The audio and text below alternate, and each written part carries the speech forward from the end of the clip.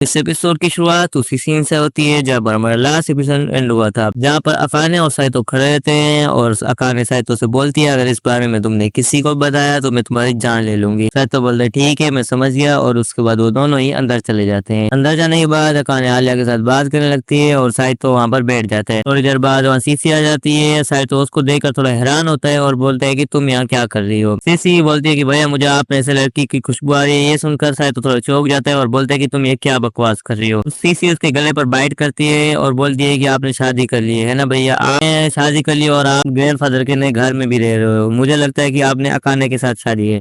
यह सुनकर तो साइतो के पैरों तले जमीन ही खिसक जाती है और वो सीसी का मुंह बंद करके उसको रूफ टॉप पे लेके आ जाता है। और उसके बाद सीसी बोलती है कि मैं अपना मुंह बंद नहीं करूंगी क्योंकि आपने मुझे अपनी शादी के बारे में कुछ नहीं बताया और मुझे अब कुछ चाहिए। साइतो बोलते है कि तुम्हें क्या चाहिए। वो उसके बाद सीसी तो सोच में पड़ जाती है और बोलती है कि अभी के लिए तो आप मेरे हाथ पे बस हाथ रखो। तो अगले सीन में हम देखते हैं कि साइतो वहाँ बैठा रहता है और सोच रहा होता है कि फिजिकल क्लास लेने के बाद मैं बहुत ज्यादा थक जाता हूँ, लेकिन तभी वहाँ अकाने आ जाती है और उसको डांटने लगती है और बोलते है तूने ये सब क्या किया है। साइतो बोलते है अब मैंने क्या कर दिया। अकाने बोलती है कि तुमने फिजिकल इक्विपमेंट के कोई भी सामान अंदर नहीं रखा। ये उनको झगड़ता देखकर क्लास के दूसरे बच्चे बोलते हैं कि ये तो कभी बोर नहीं होते, ये तो बहुत क्लोज हो। ये सुनकर तो साइतो बहुत कंफ्यूज हो जाता है और पूछता है कि ये सब क्या हो रहा है। तभी आलिया बोलती है कि तुम्हें नहीं पता कि तुम बहुत ज्यादा लड़ते रहते हो और लोगों को लगता है कि तुम एक आम मैरिड कपल हो। ये सुनकर तो आलिया बहुत कंफ्यूज हो जाती है और बोलती है कि हम आम मैरिड कपल नहीं है। अगले सीन में हम देखते हैं कि वो दोनों घर में होते हैं, लेकिन तभी अकाने साइतो को आवाज लगा के बुलाती है और बोलती है कि ये क्या है, ये इतने सारे जूस में क्या कर रहे हैं। साइतो बोलता है कि ये सब विटामिन से, इनसे पीने से तुम्हें विटामिन मिलेगा। लेकिन अकाने बोलती है कि इसमें तो न्यूट्रिशन नहीं है। लेकिन साइतो बोलते हैं कि उसकी भी तुम टेंशन मत लो, इसके लिए भी मैंने बहुत सारे कप नूडल्स खरीद के रखे हैं। अकाने बहुत ज्यादा शौक हो जाती है, बोलती है ये तो बहुत अजीब है और बोलती है कि तुम्हें प्रोटीन कहाँ से मिलेगा। और साइतो बोलते हैं कि इसलिए तो मैंने प्रोटीन पाउडर भी खरीद के रखा है। और साइतो बोलते हैं कि मैं पहले वेजिटेबल जूस लेता हूँ और उसके बाद उसमें प्रोटीन मिला देता हूँ और तभी मेरा ये खतरनाक जूस तैयार होता है। साइतो अकाने को बोलते हैं कि तुम ये पी के देखो। अकाने बोलती है कि मुझे ये जहर नहीं पीना है। साइतो बोलते हैं कि तुम ये पी के तो देखो, तुम्हें ये पी के ही पता चल जाएगा कि ये कितना ही टेस्टी है। लेकिन अकाने बोलती है कि तुम्हें क्या है पूरा महीना ऐसे ही चलाना है नूडल्स और ये जूस पीकर। साइतो बोलते हैं कि कुक करना बहुत मुश्किल है। अकाने बोलती है तुम्हें तो कुक का मतलब भी नहीं पता, अगर ये सही चलता रहा तो मेरा पति तो मर जाएगा और मैं तो विधवा हो जाऊंगी। उसके बाद अकाने बोलती है कि मुझे कुछ करना पड़ेगा और वो साइतो को बोलती है कि आज मैं कुक करूंगी और तुम खाना। उसके बाद अगले ही सीन में हम देखते हैं कि अकाने कुक करना शुरू करती है और वो अपने मन में सोचने लगती है कि मैं साइतो को आज ऐसा खाना खिलाऊंगी कि वो मेरी तारीफ करता रह जाएगा। और ये सोचते हुए वो हंसने लगती है। साइतो सोचता है कि ये इतना अजीब हंस क्यों रही है, क्या इसने खाने में जहर तो नहीं मिलाया। अगले सीन में हम देखते हैं कि अकाने खाना लेकर आती है और साइतो को बोलती है तुम ये खा के देखो। लेकिन साइतो थोड़ा डर रहा होता है कि खाने में कुछ मिला ना हो, लेकिन वो खाता है और अकाने सोचती है कि अभी उससे बहुत ज्यादा तारीफ मिलेगी। लेकिन तभी साइतो को उसका कोई डार्क पास्ट याद आता है जिसकी वजह से वो थोड़ा चुप हो जाता है और अकाने को लगता है कि उसको खाना पसंद नहीं आया, इसलिए वो उसे खाना छीन लेती है और बोलती है अगर तुम्हें खाना नहीं खाना तो नहीं खाओ। लेकिन तभी साइतो उसे खाना छीनने लगता है और बोलता है कि मैं तो खाना खाऊंगा। लेकिन अकाने और साइतो लड़ने लगते हैं, लेकिन साइतो पूरा खाना खा लेता है और उसे थैंक यू बोलता है। लेकिन अकाने बोलती है कि तुम बहुत बुरे हो, तुम्हें ऐसा नहीं करना चाहिए था। अगले सीन में देखते हैं कि साइतो सो रहा होता है और अकाने उसको जगाने जाती है, लेकिन गलती से अकाने का हाथ पकड़ के उसको बेड पर खींच लेते हैं। तो ये देखकर अकाने बहुत ज्यादा शर्माने लगती है, लेकिन तभी साइतो की आंख खुल जाती है और साइतो से बोलते हैं कि तुम मुझे सुबह सुबह उठाने क्यों आए हो।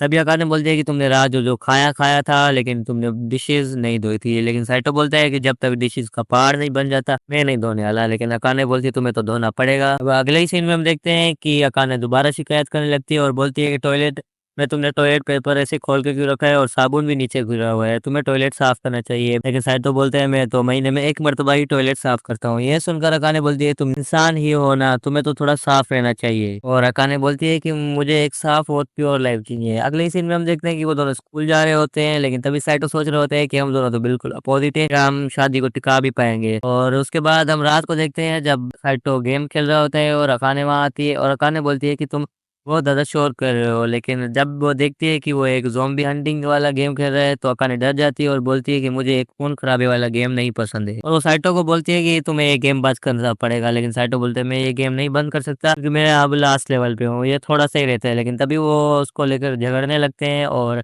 तभी कोई बेल बजाता है जिसकी वजह से अकाने उसका हाथ छोड़ देती है और वो नीचे गिर जाता है और उसका गेम बंद हो जाता है। ये देखकर साइटो तो बहुत ज़्यादा नाराज़ हो जाता है और बोल रहा होता है कि मैं सिर्फ़ आखिरी ही लेवल पर था। लेकिन तभी वहाँ पर अकाने आके बोलती है कि तुम्हारे घर का दूसरा सामान है। ये सुनकर साइटो बोलता है कि मुझे तो इस सामान की ज़रूरत भी नहीं थी क्योंकि मेरे पास पहले ही सामान था। अगले ही सीन में हम देखते हैं कि वो नहाने के लिए बाथटब में जाने लगता है, लेकिन वो तभी देखता है कि अकाने वहाँ नहा रही है बिना कपड़ों के और वो ये देखकर वापसी आ जाते हैं। लेकिन तभी वो सोचते हैं कि मैं अंदर गया लेकिन अकाने ने मुझे नोटिस नहीं किया और वो सोच रहा होता है कि वो सो तो नहीं गई, लेकिन वो सोचता है कि कभी-कभी सोते-सोते लोग मर भी जाते हैं।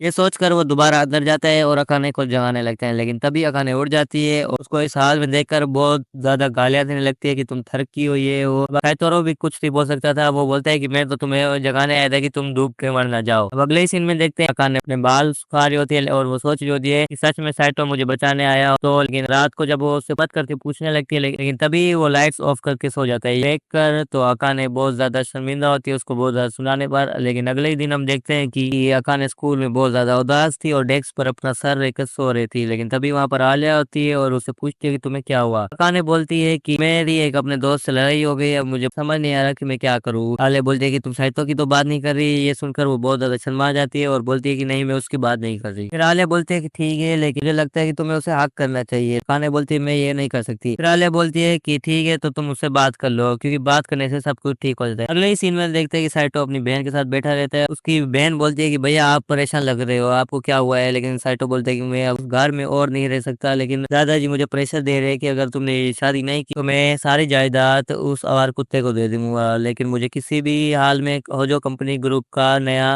वारिस बनना है। लेकिन तभी उसकी बहन बोलती है कि भैया आप आने से बात करके देखो, आपने उसको कभी समझने की कोशिश ही नहीं की। ये सुनकर साइटो बोलता है कि बात तो सही है, मैंने कभी भी अकाने को इमोशन नहीं समझा। अगले सीन में हम देखते हैं साइटो अपने घर जा रहा होता है, लेकिन तभी वो जैसे अपने घर में आता है अकाने वहाँ पर बहुत ज्यादा गुस्से में खड़ी रहती है। ये देखकर साइटो बहुत ज्यादा परेशान हो जाता है और बोलता है कि अब मैंने क्या कर दिया? अकाने बोलती है कि मुझे तुमसे बात करनी है। ये सुनकर साइटो बहुत ज्यादा हैरान हो जाता है और बोलता है कि तुम्हें डिवोर्स तो नहीं चाहिए। ये सुनकर अकाने बोलती है नहीं, मैं इस बारे में बात नहीं करना चाहती, मैं चाहती हूँ कि हमारी शादी टिक सके। साइटो बोलता है कि मुझे भी यही बात करनी थी और अगले सीन में हम देखते हैं कि वो दोनों ही बैठे रहते हैं और बात कर रहे होते हैं इस बारे में कि हम कैसे सॉर्ट आउट कर सकते हैं अपने मसले। लेकिन अकाने बोलती है कि हमें कुछ रूल्स बनाने चाहिए जिस वजह से हमें एक दूसरे की जिंदगी में दखल नहीं देना चाहिए। साइटो बोलता है ये बात तो सही है, हमें कुछ रूल्स बनाने चाहिए। अकाने बोलती है कि सबसे पहले तो जब भी खाना बनाना हो तुम मेरा हाथ बटाओगे, तुम प्लेट्स दोगे और कपड़े दोगे। लेकिन साइटो बोलता है कि मैं तब तक कपड़े नहीं दूंगा जब तक वो बहुत ज्यादा नहीं हो जाते। ये सुनकर अकाने थोड़ा गुस्सा हो जाती है और बोलती है तो तुम्हें साफ-सुथरा रहना चाहिए। ये सुनकर अकाने को अपनी बहन की बात याद आती है कि आपने अकाने के इमोशन नहीं समझे। ये सुनकर साइटो बोलता है कि ठीक है, मैं कपड़े और